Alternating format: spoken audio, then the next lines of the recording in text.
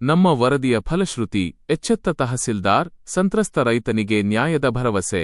15 ವರ್ಷಗಳ ನೋವಿಗೆ ಸಿಗುತ್ತಿದೆಯೇ ಅಂತ್ಯ? ಅಮರೇಶ ಗಚ್ಚಿನಮನಿಗೆ ತ್ವರಿತ ಕ್ರಮದ ಆಶ್ವಾಸನೆ. 15 ವರ್ಷಗಳ ಅಲೆದಾಟಕ್ಕೂ ನ್ಯಾಯ ಸಿಗಲಿಲ್ಲ. ಪೂಟ್ ಖರಾಬ್ ಹೆಸರಿನಲ್ಲಿ ರೈತ ಕುಟುಂಬಕ್ಕೆ ಮತ್ತೊಂದು ಹೊಡೆತ.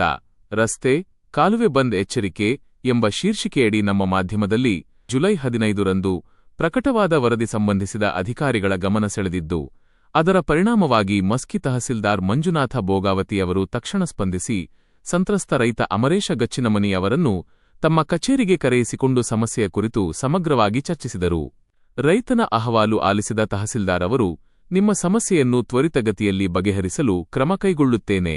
ಸಂಬಂಧಪಟ್ಟ ಸರ್ವೆ ನಂಬರಿನ ಜಮೀನಿನ ಮಾಲೀಕರಿಗೆ ನೋಟಿಸ್ ಜಾರಿ ಮಾಡಿ ವಿಚಾರಣೆ ನಡೆಸಲಾಗುವುದು. ನಂತರ ನಿಮ್ಮ ಜಮೀನಿನ ಪೌಡಿ ಗಡಿ ಗುರುತು ಮಾಡಿಕೊಡುವಂತೆ ಆದೇಶಿಸಲಾಗುವುದು. ಈ ಹಿಂದೆ ಏನಾಗಿದೆಯೋ ತಿಳಿದಿಲ್ಲ. ಈಗ ವಿಷಯ ನನ್ನ ಗಮನಕ್ಕೆ ಬಂದಿದ್ದು, ನ್ಯಾಯಯುತವಾಗಿ ಪರಿಹಾರ ಕಲ್ಪಿಸಲು ಪ್ರಾಮಾಣಿಕ ಪ್ರಯತ್ನ ಮಾಡುತ್ತೇನೆ. ಸ್ವಲ್ಪ ಸಮಯ ನೀಡಿ ಎಂದು ಭರವಸೆ ನೀಡಿದರು. ತಹಸೀಲ್ದಾರ್ ಅವರ ಈ ತ್ವರಿತ ಸ್ಪಂದನೆಯಿಂದ ಹಲವು ವರ್ಷಗಳಿಂದ ನ್ಯಾಯಕ್ಕಾಗಿ ಅಲೆದಾಡುತ್ತಿದ್ದ ಸಂತ್ರಸ್ತ ರೈತನ ಮುಖದಲ್ಲಿ ಹೊಸ ಭರವಸೆಯ ಕಿರಣ ಮೂಡಿದೆ. ಅವರ ಕಾರ್ಯಕ್ಷಮತೆ ಹಾಗೂ ಮಾನವೀಯ ಸ್ಪಂದನೆಗೆ ಸಾರ್ವಜನಿಕ ವಲಯದಲ್ಲಿ ಮೆಚ್ಚುಗೆ ವ್ಯಕ್ತವಾಗುತ್ತಿದೆ. ಇನ್ನು ಸಂಬಂಧಪಟ್ಟ ಅಧಿಕಾರಿಗಳು ಶೀಘ್ರದಲ್ಲೇ ಸಮಸ್ಯೆಯನ್ನು ಶಾಶ್ವತವಾಗಿ ಬಗೆಹರಿಸಿ ಸಂತ್ರಸ್ತ ರೈತ ಕುಟುಂಬ ನೆಮ್ಮದಿಯ ಬದುಕಿನತ್ತ ಹೆಜ್ಜೆ ಇಡುವಂತಾಗಲಿ ಎಂಬುದೇ ನಮ್ಮ ವರದಿಯ ಆಶಯವಾಗಿದೆ. ವರದಿ: ಸುರೇಶ ಬಳಗಾನೂರು.